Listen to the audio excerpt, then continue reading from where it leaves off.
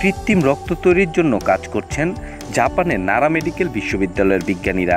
এরই মধ্যে কৃত্রিম রক্তের কার্যকারিতা পরীক্ষাগারে পরখ করেছেন তারা। বিজ্ঞানীদের তথ্য মতে কৃত্রিম রক্তে প্রাকৃতিক রক্তের মতো কোনো গ্রুপ নেই। সব রক্তের গ্রুপের জন্য ব্যবহারযোগ্য এ রক্তের মেয়াদ 2 বছর পর্যন্ত হতে পারে। আর তাই জরুরি পরিস্থিতিতে কৃত্রিম রক্ত ব্যবহারের সুযোগ অনেক সমস্যার সমাধান করবে বলে মনে করছেন বিজ্ঞানীরা। মেয়াদ উত্তীর্ণ রক্ত থেকে লোহিত রক্তকণিকার অণু হিমোগ্লোবিন বের করে কৃত্রিম রক্ত তৈরি করছেন বিজ্ঞানীরা। এরই মধ্যে 16 জন অসুস্থ প্রাপ্তবয়স্ক স্বেচ্ছাসেবকের শরীরে 100 থেকে 400 মিলিলিটার কৃত্রিম রক্ত প্রবেশ করিয়েছেন তারা। এ পরীক্ষা সফল হলে 2030 সালের মধ্যে কৃত্রিম রক্ত সবার ব্যবহারের জন্য উন্মুক্ত করা হতে পারে। এ বিষয়ে নারা মেডিকেল বিশ্ববিদ্যালয়ের অধ্যাপক হিরোমি সাকাই জানান, লোহিত রক্তকণিকার কোনো নিরাপদ বিকল্প নেই বলে কৃত্রিম রক্তকণিকার প্রয়োজনীয়তা অনেক বেশি।